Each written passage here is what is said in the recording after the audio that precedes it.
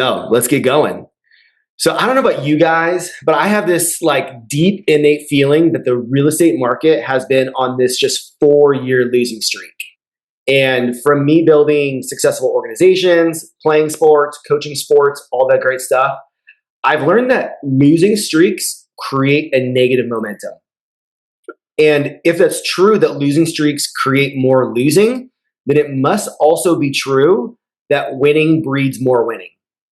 And I think in this real estate industry, because we're independent contractors who a lot of times go alone, where we go wrong is when we're in a losing streak, we try to break that losing streak all by ourselves. We feel this like shadow and shame when things aren't going exactly our way or we're not living up to what we set our goals to be.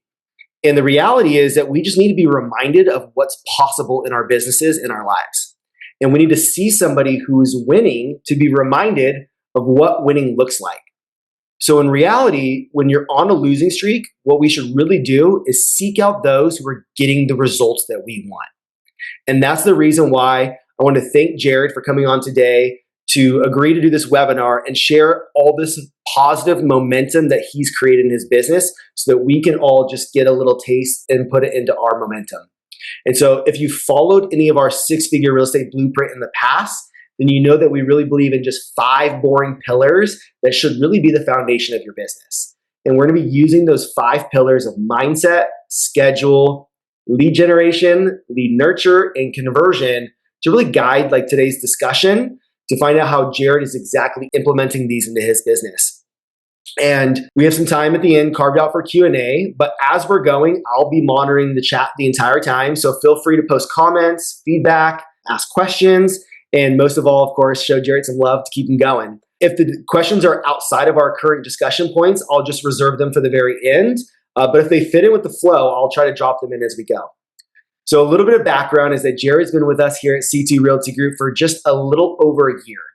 And last year, Jarrett just didn't have the year that he was planning to have. It was that tough market that I was talking about. It was slow, things were dead, and a lot of learning the hard way. And now, in the last 4 or so months, Jarrett's closing what feels like a deal almost every single week. And so what we're all hoping to get insight from you today, Jarrett, is exactly what changed for you. And we're going to talk about what that decision actually looks like, what broke for you, and how you turn things around. And so if you're somebody who has ever felt stuck in a losing streak, whether it's in business or finance, health, relationships, you name it, then this here is today for you. So Jarrett, before we get into the business side of everything, can you tell us all a little bit more about yourself, where you're from, and how you ended up here in real estate? Originally, I'm from Los Angeles. That's where I spent most of my life, New York and Los Angeles. Before that, before I got into real estate, I was in the industry, the fashion industry for about 20 years. I was a technical designer. So if you don't know what that is, it's basically if you're wearing a t-shirt or a collar shirt, I dealt with how to build the size range of that and how it fit your body in those type of ways. So, I worked in from t-shirts to gowns to wedding dresses to suits to everything. I ran departments and everything. So I already have like a kind of like how to lead a group and, be technical with stuff as far as numbers from that industry. So that's awesome. So you fixed all the problems of why all the shirts fit me as top-heavy guys. Funny, huh? Mm-hmm. Yes, I dealt with big and tall too. Plus size, yeah. Yeah. I worked for Torrid.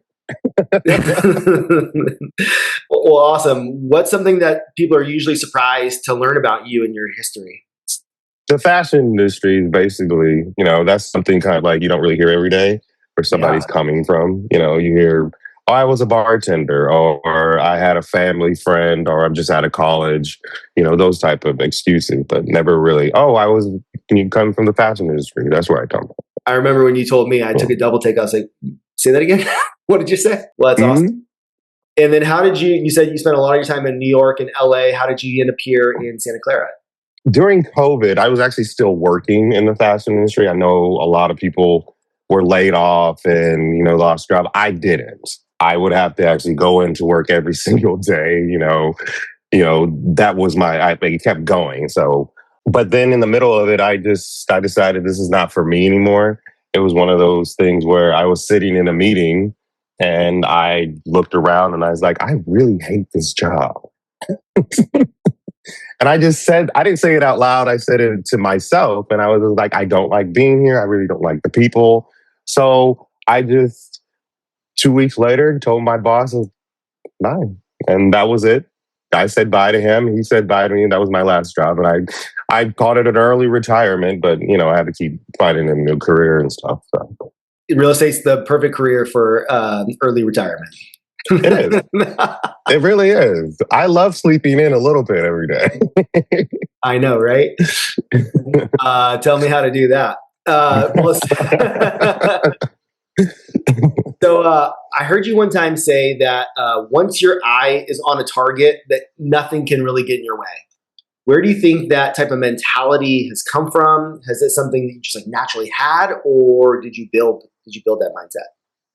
I think it's built, but it's also natural. It's been developed, over from being a little kid to now an adult. When I was a little kid, I wasn't satisfied unless I got what I exactly wanted. There couldn't be a substitute for it. If I had to go mow lawns or I had to go get a job at Burger King, that was my first job, Burger King, back in the 90s, I would go and get a job at Burger King and save my money. And I get what I exactly wanted. There was no substitutes. So when I went into the fashion industry at 18 years old, a lot of people, family members, they were like, no, that's not a good industry. No. But I knew exactly what I wanted. And there was no one could tell me and call me hard-headed. No one could tell me anything otherwise. And that's what I wanted, and it seeped into everything, even with like the couch that I wanted. I was like, I don't want any substitutes. I want that couch. And if it takes me 6 months to get it and we have no couch, we have an air mattress. So it's my mindset. And when I went into real estate and I decided to go into it, there was a mindset. It's like, okay, this is what's going to happen and it has to happen this way. And so far it has. There's been hiccups. There's been something that looked like a hill that turned into a mountain that I had to get over a couple of times last year, for example, but I'm getting to where I want to be. I'm not there yet, but I'm getting there. You're on the journey and you see the light. Yeah, it's fun. It is fun. So you said that when you went into fashion at 18, that's wild. When you went into fashion, you had a lot of naysayers. Did you get naysayers when you got into real estate as well? No, there was no naysayers. Everybody was very supportive in that one, and if there was, they wouldn't be around. Yeah. I'm a big person. I don't keep negative people who are going to whisper in my ear around me that much. So, you can say your friend group is a little bit smaller, but it's sometimes, quality better than quantity. Mm-hmm. So important to protect your mindset and not let negative people, those energy vampires will quickly suck on. And of course, and misery loves company.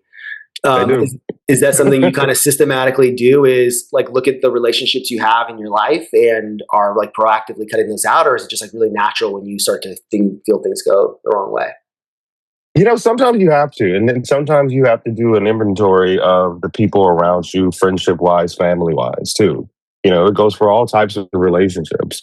If you hold on to a relationship that doesn't serve you anymore, and I'm not talking selfishly, like they need to celebrate you or anything like that, but if they're constantly putting you down or coming to you with negative, conversation or drama is basically the word, then it's time to maybe, reevaluate the relationship. And I've done that many times, and once I've it's very rare I ever go back, Yeah. Because then I start to see what life is without you there, and it's like a little bit brighter. So. Yeah. So good.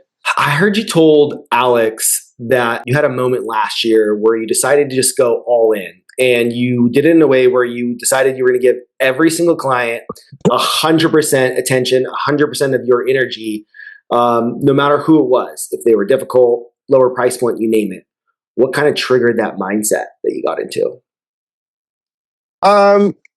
It was because last year started off really well. I joined the agency, the brokerage, and got on Zillow and got the engines running. That Ferrari engine, it started revving hard, and we started hitting that highway hard, going about 100. And I had clients come in, and they were eager buyers. But what happened was there was hiccups here. I had buyers, they listened to the news too much, and a lot of them, they were worried about HB1 visas and this new tax rate, and the interest rates went high rise, and they were scared. So that's what happened. I got one, and but that one, kind of launched everything, and I gained a lot of business from that. So, but around that time when everybody just it happened around November of last year, when I just said to myself, here we come into this next year. You need to change some stuff, or what's going to happen. So I decided, like, I'm going to give my 100% to every client. That means what I give them, what I show them, how I present to them, how I'm speaking with them, how I conduct myself through the entire escrow process, how aggressively I'm going to come out with their deals. Most of the deals, all of the deals that I've had, we've gotten the property they want within the first or second offer. There's not multiple. And most of them, we came in either third or second or first. So, coming in aggressively, how you do those and making sure they know, I'm going to fight for you for this property, make sure you get it. That's incredible. That's amazing, especially in the market you're in. So if any of you that's Jarrett's in Santa Clara, which is Silicon Valley, one of the hottest markets, of the last 20, 30 years. And right now he's next door to San Francisco, which is right now just like absolutely, erupting because of all the IPOs. And so multiple offer situations, a big part of the Bay Area. So what are you doing to navigate those multiple offer situations to beat what are you doing to make sure they're not multiple offer situations? Let's get tactical on that. What are you doing to get there? One is how you talk to the seller's agent. If you talk to the seller's agent, you butter them up a little bit, you give them that little stroke of the ego a little bit, and make friends with them and communicate them. They'll give you what their client really wants, and then you talk to your client and you say, if you want this property, this is where we need to come in at. Most of the time, your client's not going to want to go there at the first try, but get them close enough to where you can start the conversation, where you get the counter. After that, you just be real with your client. Hey, if you want this property, let's get it done in this counter. Also, and then if they want to get some concessions, cool. The last year I did, we got $10,000 for new carpet, throughout, and then he got $1,000 for a new dishwasher. That's going to be a very nice dishwasher. So, wow, we were able to get those for him.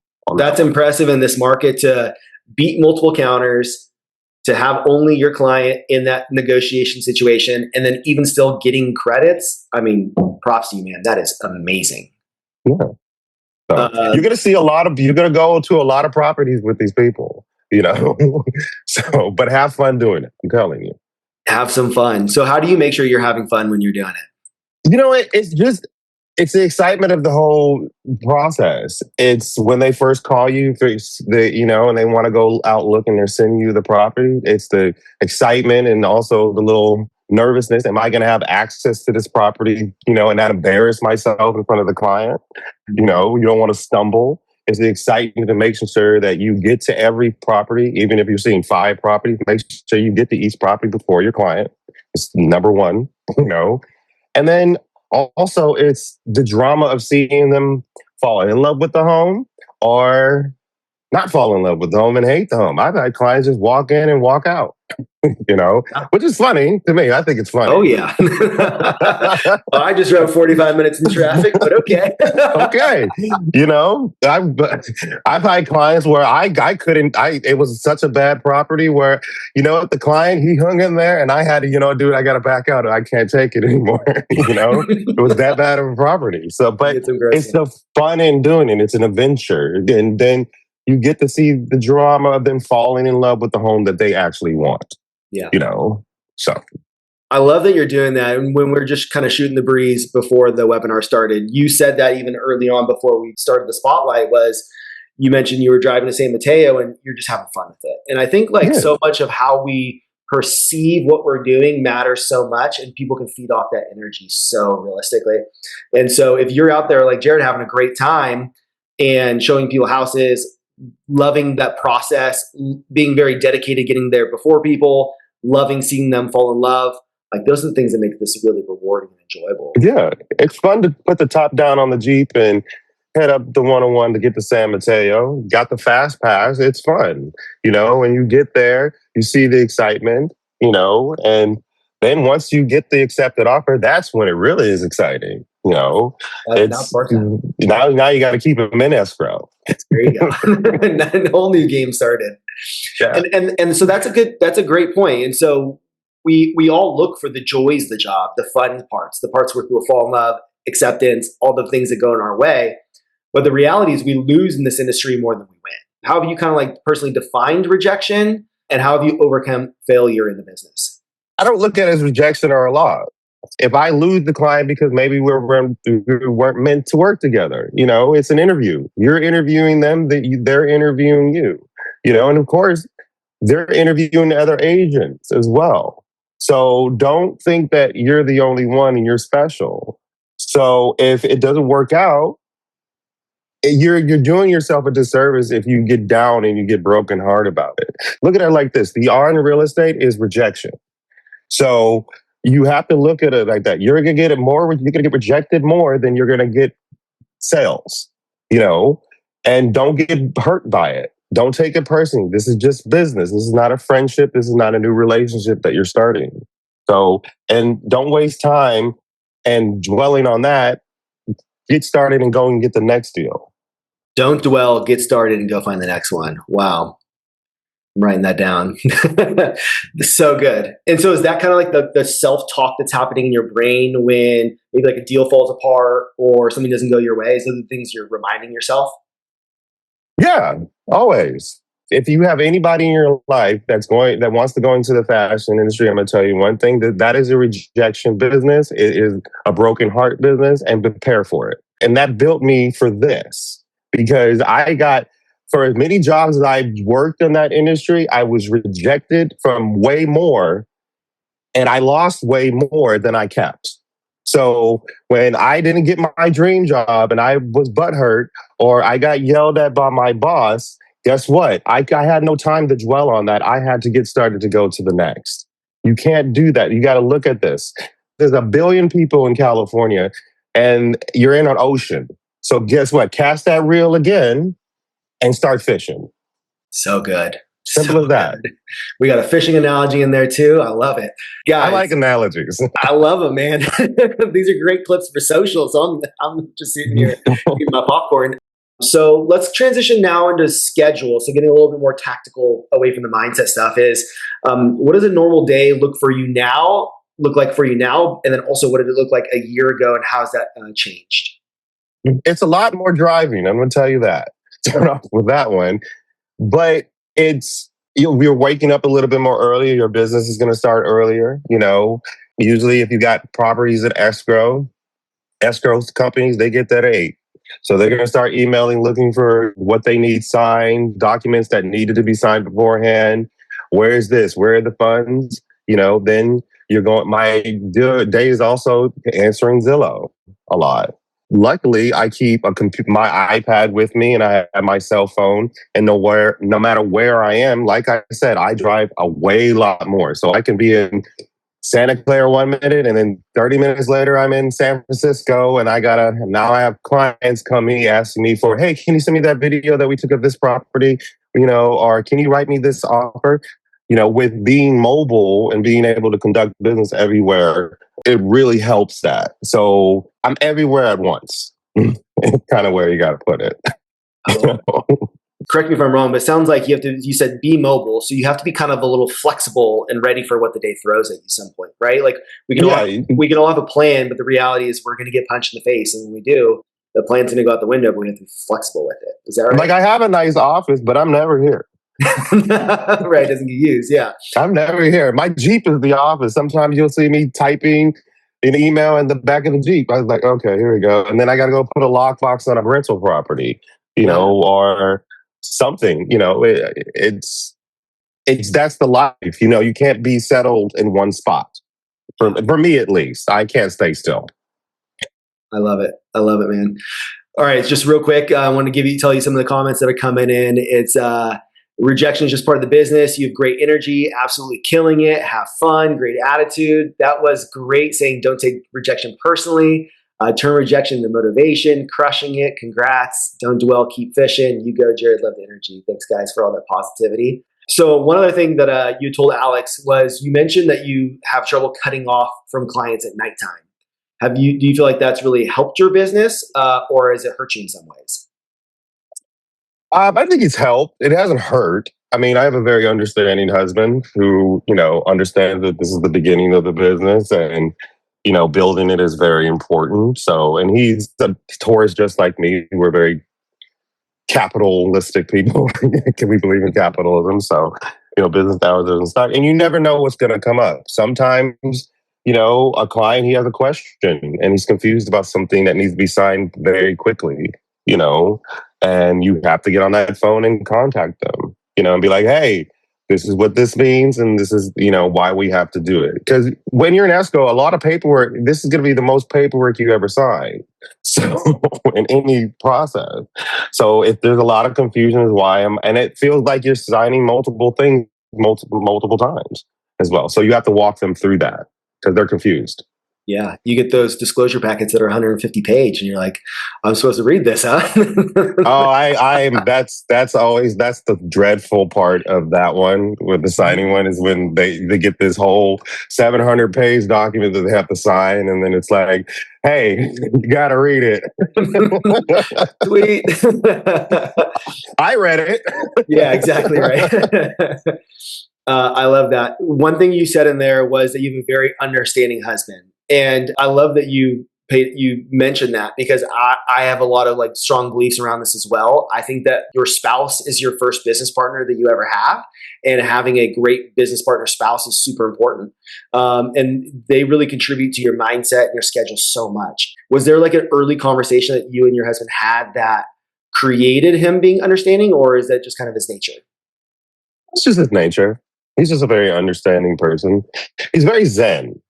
He's the opposite of me personality wise. He's very quiet. I'm very loud and, boisterous and likes to, talk a lot. He can sit there and be content and everything. But, he does put something instilled with me. It's kind of like when you're in a relationship, you start living with someone and then over time you start gaining some of their characteristics and traits. Mm-hmm. And it just so happens he has very good traits, all of them, and I'm starting to, get some of those. So that's awesome. Well, it sounds like you guys are having positive impact on one another in both directions, and it helps that he's Taurus. So advice from today is just marry a Taurus.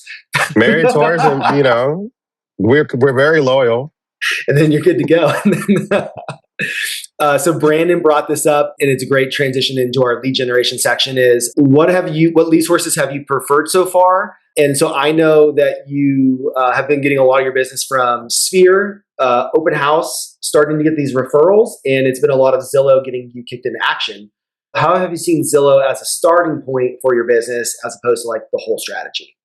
Well, Zillow is a starting point for any agent. I think any agent needs it. It's very hard as a new agent to get lead sources because you're not if you're at an open house and you don't have experience, it takes time to gain those experience, how to catch each fish. I'm sorry to call them fish, but let's call them fish.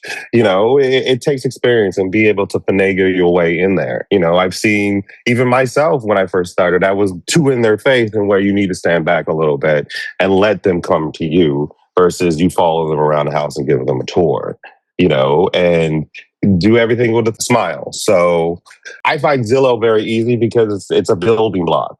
One thing I do know is the job you're doing now for this customer will lead to the next job. So take your Zillow lead customer, do the best 100% job that you would do for anybody, give them your all, and it will lead to way more.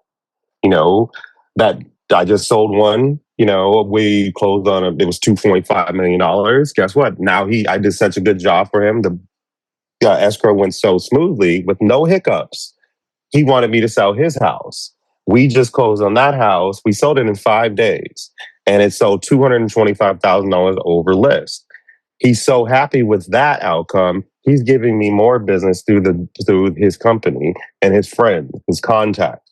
I've just met with a few of them already. Where we're starting to go out there and looking for houses. That they want, and these are multi-million-dollar people. So, that's how you build a business. The strategy is like in the beginning, your business will be mostly Zillow. Let's say be 75%. The goal is to take that and switch it, where you have 75% where it's referral. That means you're getting full freight of the commission, and 25%, maybe less, and not the rest of Zillow. I mean, money's money. I'm always going to take money. Yeah. So we'll see me turn that down. That's the goal. That's the whole goal of the situation. You can't rely on Zillow your entire career. You have to build. It's a building block. It's a starting point. Don't make it the ending point as well. So, like, to break it down real simple is get leads, do a great job, get referrals, do a great job, get more referrals, and then your business will transform. So I love that you're already seeing the fruits of the labor from that, because that you just closed escrow on that listing. And so that's pretty incredible. And that was the quickest close I've ever had. We were just talking about that. It is. And it's I think it just really proves it. Like, if you really do give do an amazing job and give your all to somebody, they really are excited to introduce you to their friends, because they want their friends to have the same experience they just had. So, just great job with that intensity on that. What about like on the nurture side of things? So I know, like, for Zillow or all sources, all lead sources, you get clients who say things like "not right now." What does your follow-up process look like for those people that are further out in the timeline? Not right now really doesn't mean not right now. Tell me more. Okay. It doesn't really mean that. And a lot of times, I had one to close in April. It was a couple, doctor and a registered nurse. Actually, I think they were both doctors. And San Mateo. And we were looking, and then they said, not right now. It's gonna be 3 to 6 months. And then we're like, okay. But then they caught their eye of one particular property. But unfortunately, the day we saw it, the next day was the offer due date. And in that case, most people don't want to feel rushed, and 98% of the time, they will not bid on the property, because it takes too much to get pre-approved, especially if they're out. It takes way too much. But what happened was, 2 weeks later, that property was still on the market. The buyer fell through. So I was like, click, send it to them, call the listing agent. Luckily, the listing agent was just about to call me. And I just straight up asked her, what do your clients want? Sometimes you have to be don't butter them up. Just say, give me a number and let me see if my clients can meet it. They gave me a number and I said, if I can, but then I replied, if I come in here, will your clients take it? And he said, and I'll make it a 2-week close. And they said, they'll take it. Called them, clients. They said, we're still interested. They already got pre-approved and everything. And they was like, write the offer and got accepted that night, ratified it, and then 2 weeks later they got into their property. So good. It happens that quick. But not right now never means not right now. It's kind of like when you're talking to your buyers, or even your sellers too. There's key words that they're going to give you without them knowing that they're giving you. Not right now means you got to show me the right property. I'm gonna need a little bit of work. It's not gonna be on the first try. Now, I've had clients where they said, if your client come to you and say, hey, we have a timeline. Our lease ends in September.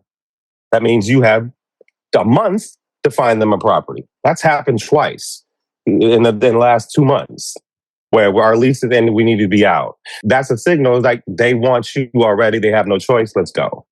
So, right. So it's key words. Listen to your clients and what they say. Not right now doesn't mean not right now. No. In this situation, no, sometimes means give me some more. Show me what you got. Listening, active listening. It's just so important. Like, we think that we need to say more to get more, but really we just need to listen better. Listen better. Listen for those cues. Yeah. So good. Brandon had a great question on that 2-week close. Did you waive inspections ahead of time? How were you able to pull that off in only 2 weeks? We waived inspections, but we can't do. Trust me, you're not going to get a 2-week close done if you don't waive inspections. Yeah, Because anything can happen.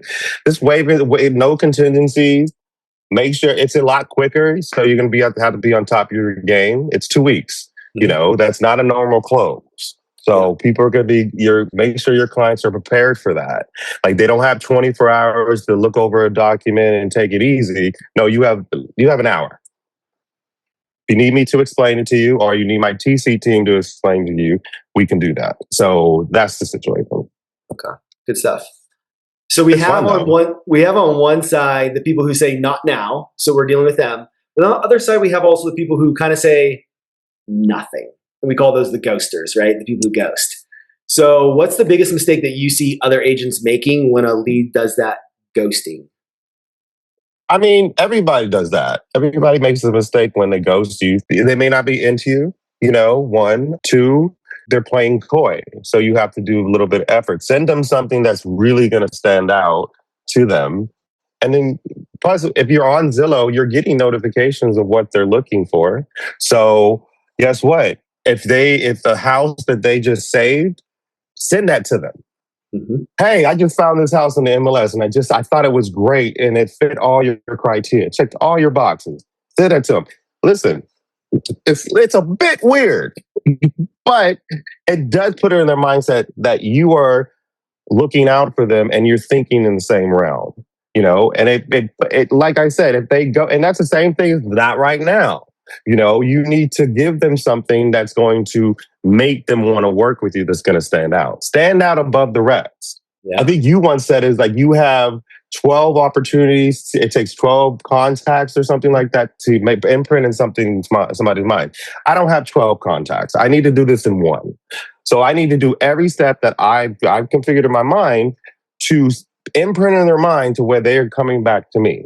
To where I get a notification or I say, hey, I want to work with you, and that BRBCE is signed. Yeah. So. I call those pattern interrupts. When you send something that breaks the scroll. Social media has created this problem for all of us. We all go on these social media or dating apps or whatever people use on their phones. They just realize where they start swiping things, and so we get into this scroll where we like stop even paying attention, and it's just like subconscious only operating. And so in order to break out of that, you have to do exactly what you just said. You have to stop the scroll by doing a pattern interrupt, something that's unexpected, like a screenshot of a property you're already looking at, something that you're just like, whoa, hey, what did Jarrett just say? Right? And then now all of a sudden, now the ghost is come back to life and is ready to engage. So love that that's what you're using. Have you ever had someone who came back to you like after a significant amount of time doing one of those? Yes. I had a client last year who was one of those who got a little scared. She was scared about her HSBC, whatever it is. Sorry, it's a loan company. It was her visa thing. And then she said, I need to take a break. But then I just kept, every time somebody says that to you, just say, hey, that's fine. Accept it. Don't pressure them. But say, hey, I'm going to keep you updated about what's going on at the interest rates and what's going on in the market as far as inventory.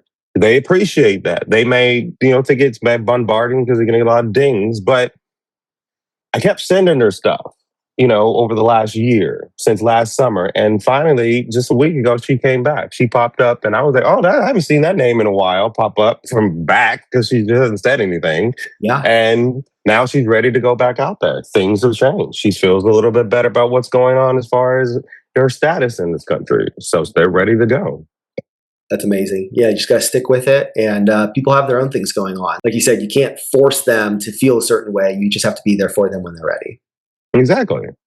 Awesome stuff. So that's kind of a little bit of the lead nurture. Let's talk a little bit more about conversion now, because that's where you've been kind of living in these last 90 days. And so obviously you have a big personality. You said yourself, boisterous guy, but you're very attractive in their personality. Like people are naturally drawn to you. I'm sure that this plays really well in the beginning of your appointments. So can you kind of share with us what you do at the beginning of conversion meeting with somebody to help build that connection? On the first appointment, when you're first meeting them? Yeah, when you first, like the first 5 minutes of meeting them, yeah. On the first 5 minutes, you're standing right outside the property and you're waving, hi, I'm here. And then you're introducing yourself, hand them your card, hand them the, I call it the matrix from the MLS. They appreciate that, because you're handing them something. You're not just showing they're empty-handed, and then also let them know, hey, I got here early and I took a video of the entire property for you for your reference later. Even if they don't want to see the property again, or it was just X out, I didn't like it, send it to them anyway, via email, just in case later. That's happened before too, where it's like, oh, let's revisit this property. I didn't like it then, but maybe I like it now. So keep that in your back pocket. Also, when you arrive early, send them a text message that you arrived early. Say, hey, I arrived early at this property. Depending on how good the property is, now if it's a total wreck, just say, hey, I arrived early at the property. I'll see you when I get here. Drive safely. But if it's a great, fantastic property, and it's okay, just say, hey, I arrived early at the property. The property looks awesome. I'll see you when you get here. Drive safely. And with a smiley face. And just be waiting out there for them.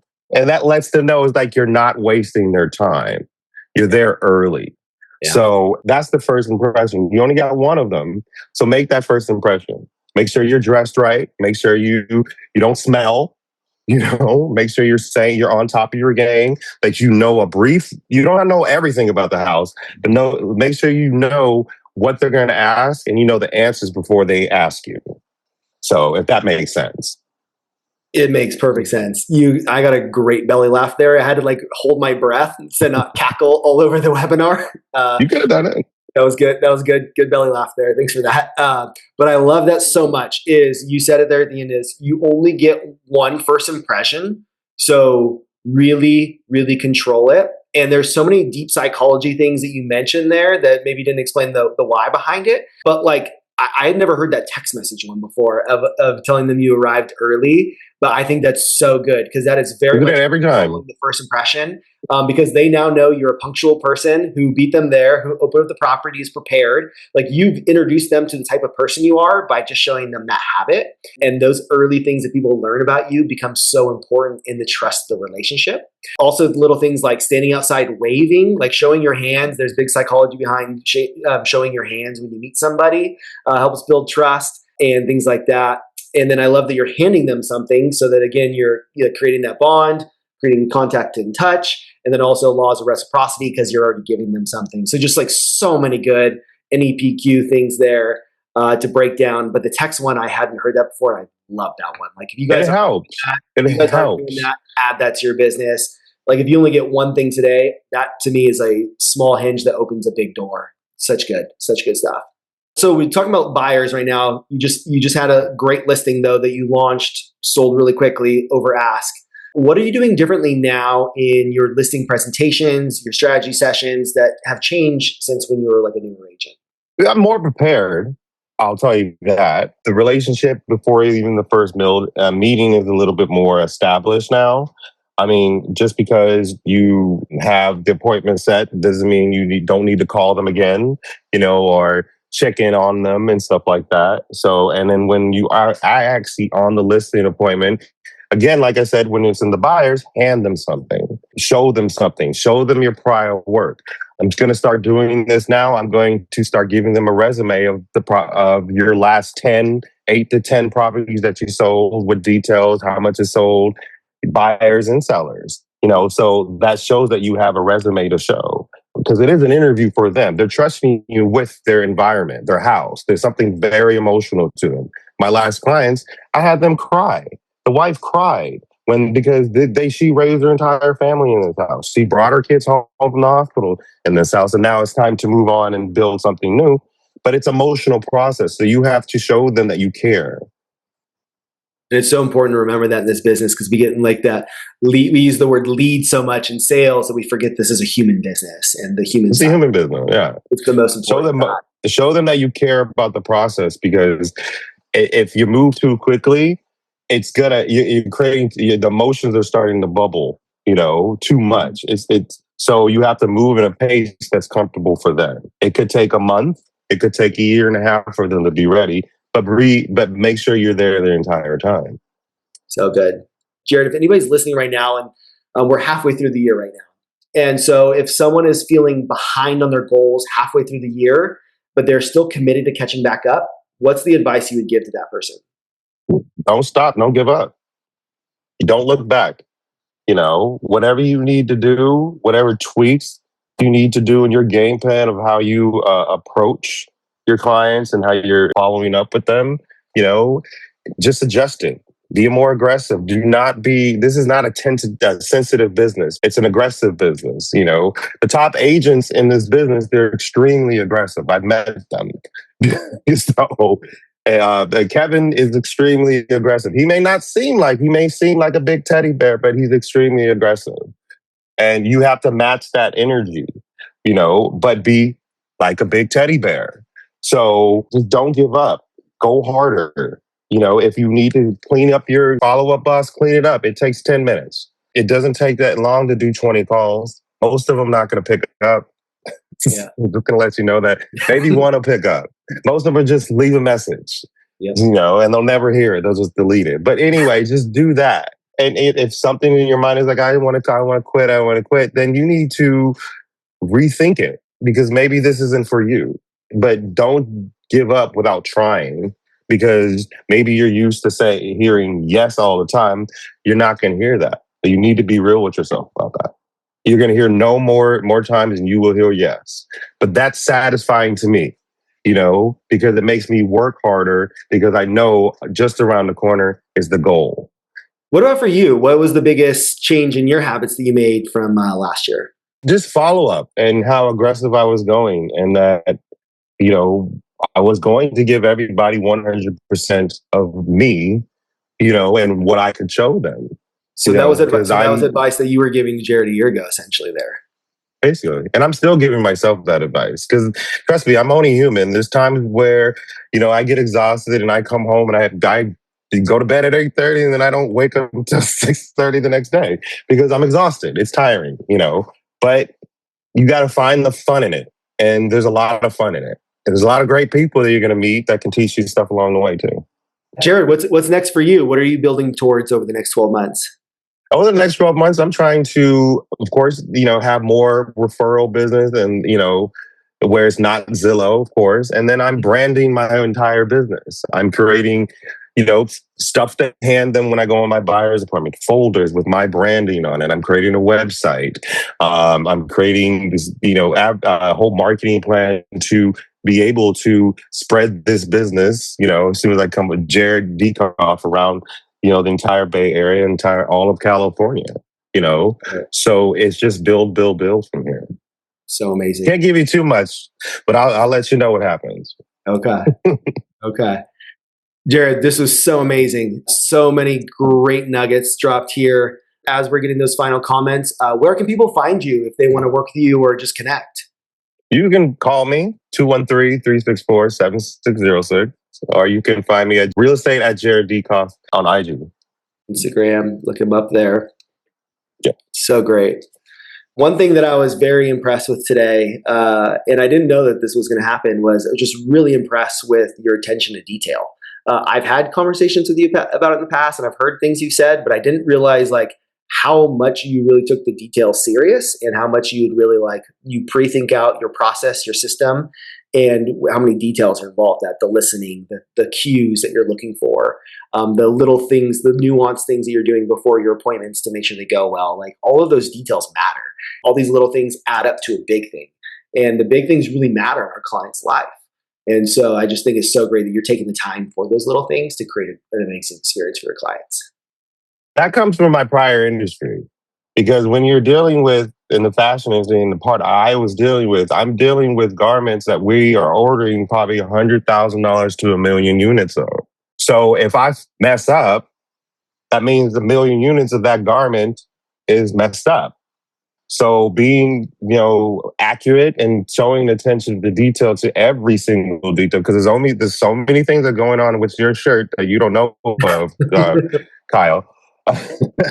It's busy. There's a lot going on there. There's a lot that I need to pay attention to. If I miss something, then the whole product is messed up, and then I'm in trouble. That means millions of dollars that's been invested in that product is now messed up. So following attention of detail and presentation of how you present, even when you're selling a property, you list it, there's a certain way you present it. You just don't put it on the market. You need to, if there's things that need to be fixed, fix those things. Paint the house, get it ready for market. People stage it. People like to walk in and visualize themselves living there. They don't want to buy an empty box. And how you market it on IG, TikTok, and all these other platforms out here that'll help you, that matters too. So detail and presentation it's key in all of this business. Even dressing, even the way you dress. I think sometimes it works out for people where they go there and wearing flip flops, but for me it doesn't. So way I dress is very important. It's another important detail that you need to present. Look like you're a real estate agent. You have to feel good in what you're doing. You have to feel yourself. Yeah. Of course. Well, Jarrett, amazing stuff today. Rebecca said it really well, was that you said you were going to do this and you did it.